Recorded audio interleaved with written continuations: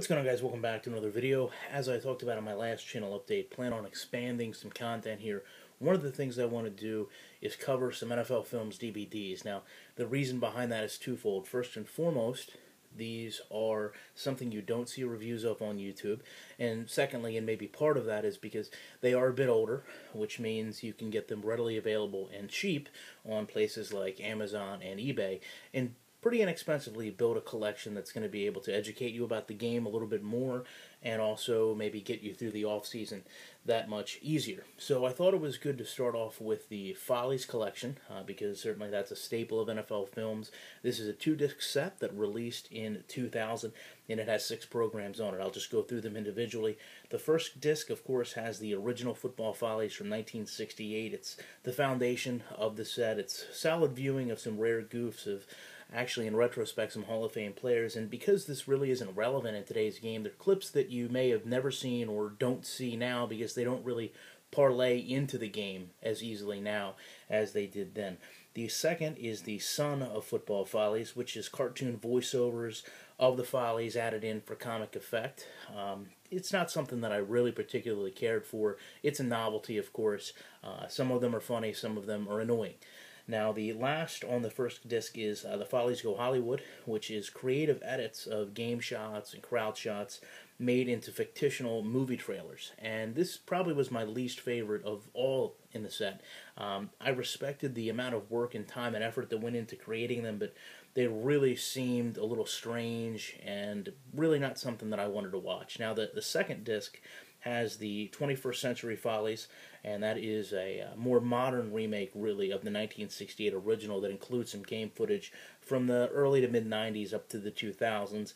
And while that was good, it had a female narration, and not to sound sexist or anything, but she really didn't carry the program the way you would expect after watching the first disc or seeing the way NFL Films is done now.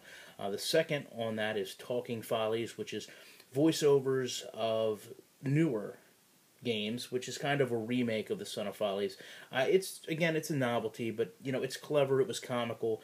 There was some faux pas Simpsons stuff in there that you could see they were going for Homer Simpson's voice, and it really didn't sound like Homer.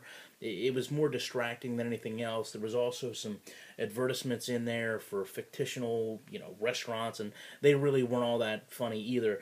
The last on the set is the 100th Greatest Follies, which are ironically not in order. They're kind of grouped by genre until you get to the top 10, in which they do a countdown.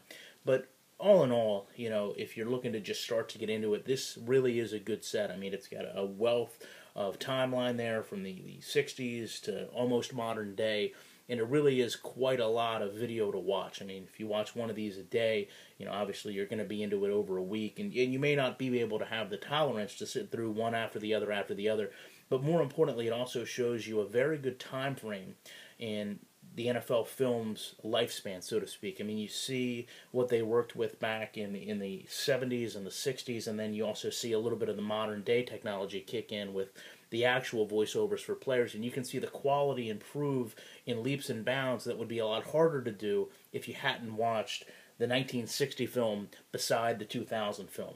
So overall, I would definitely recommend, maybe even as a first purchase if you don't have these, something that you have to have, something that's going to be fun, easy to watch. You can sit back and not have to be glued to the TV for these, and certainly something that's going to have some replay value there because obviously they've stood the test of time. Appreciate you guys taking time to check this video out, and of course I'll be back in the week with more content. Would love to also see your opinions of some DVDs you want reviewed or some DVDs that you maybe have yourself in the comment section, and I'll be sure to take that into consideration going forward.